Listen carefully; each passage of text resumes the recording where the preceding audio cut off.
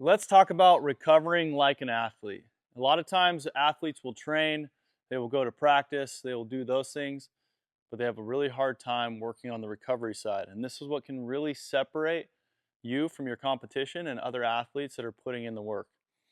So number one, we got the big three. So we always want to focus on the main things first: nutrition, sleep, and hydrate.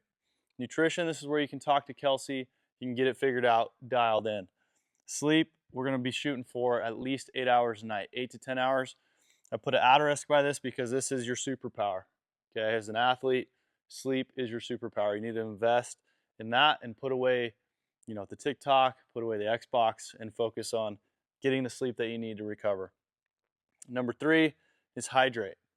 Okay, so based on your body weight, consuming enough fluids and sodium and electrolytes to keep you going throughout practice, throughout sport, and then allowing your body to regulate and heal on its own. Next, we'll get into some stuff we can do inside the facility, and in a minute we'll break and I'll do you an example of each one of these. Number one is going to be blood flow, getting blood moved throughout the body. Think about assault bike, rower, walking, anything that's low intensity, low impact, but you're getting blood moving through the body. Second will be my tissue work and mobility work, so foam rollers, stretching routines, stuff like that. And lastly is going to be equipment. I'll put this last because not everybody's going to have this available to them, but there are a couple that will be available to everyone watching this video. So number one, some great methods: sauna, ice bath, and heat.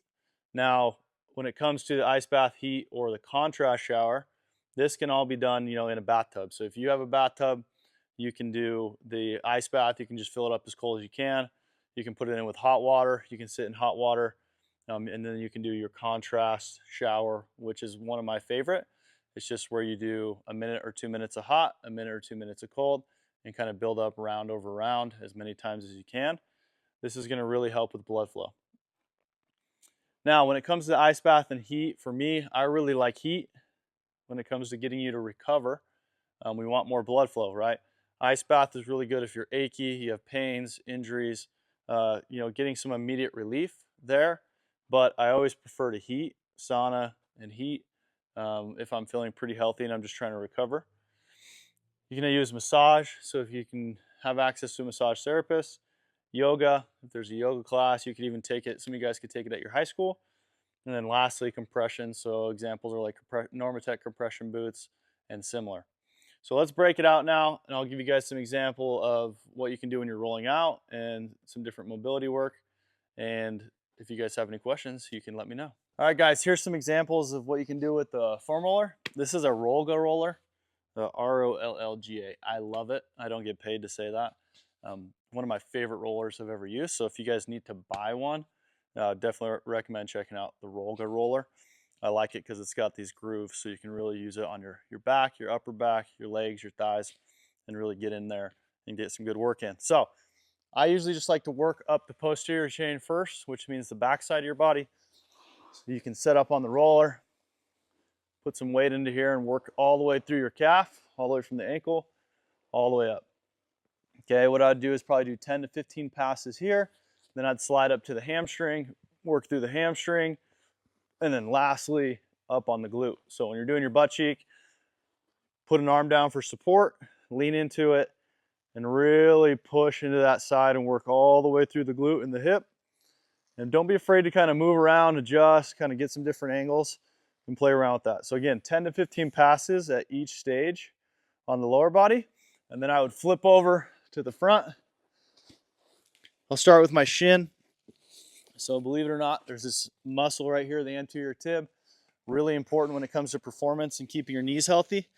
So that's why I like this Rollga roller, because I can really lock in, put my shin bone right down the middle, go over the front of the anterior tibialis.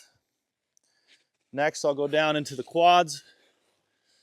I'll do 10 to 15 passes all the way from the knee, all the way down to the hip. So that's how I'd kind of get my lower body going.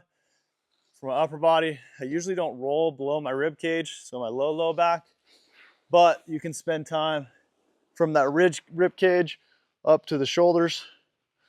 One thing you can do as well is put your arm above your head. You can even load that with a ball or a weight and really get a good tissue roll out here on the upper back. If you have issues, let's say you're a baseball player, thrower, forearms getting tight, or maybe even lacrosse, hockey, you can always work your forearms as well through here on the front and the back. But that's how we mostly emphasize with the roller. Now let's get on to some stretching. All right, guys, so now I want to take you through 3 of my favorite lower body mobility openers. The upper body seems to be a little bit more intuitive and athletes do okay there, but the lower body seems to be where they struggle. So I'm going to give you 3 that focus on different areas that are going to be really effective when it comes to helping you recover and open up for the next training session, next practice. You can even implement these like right after you finish your basketball practice, football practice, whatever. So first, one of my favorites is the quad stretch. It's called the couch stretch, and we're gonna lock in here and step up. Now it's important to know, for me, this is where I'm kind of limited at. Okay, we just want to find where we're tight at and hang out there. A couple points as I'm looking at, okay, is my knee all the way against the wall? We want to make sure our knee's all the way against the wall. If you're coming out farther, it's going to be a lot easier. So now you can see I can bring my chest all the way up. So if it's really painful, you can just start here with the knee off the wall. But the goal will be to work that knee all the way to the wall, get to where you can step up, and then eventually get your back, which I can't do. This is about as high as I can go. You want to be able to get your back all the way against the wall. Okay, so that's the quad stretch. That's one of my favorite. You can hold 1 minute to 2 minutes each leg. Next, we'll roll into just this pigeon right here. So we're going to come right here. I want to bring your heels all the way back as tight as you can to your butt cheeks. And what we're going to do is actively push down for, let's say, 10 to 15 seconds. Push down on the knees. If it's really easy, you could actually grab some weights as well. Put them on here. We'll load that tissue. Be gentle with yourself. Don't push it too fast. We're going to sit here in this butterfly, and we're just going to keep that back nice and tall. That's why I like a wall, because I can lean up, stay tall into the wall, put some pressure onto it.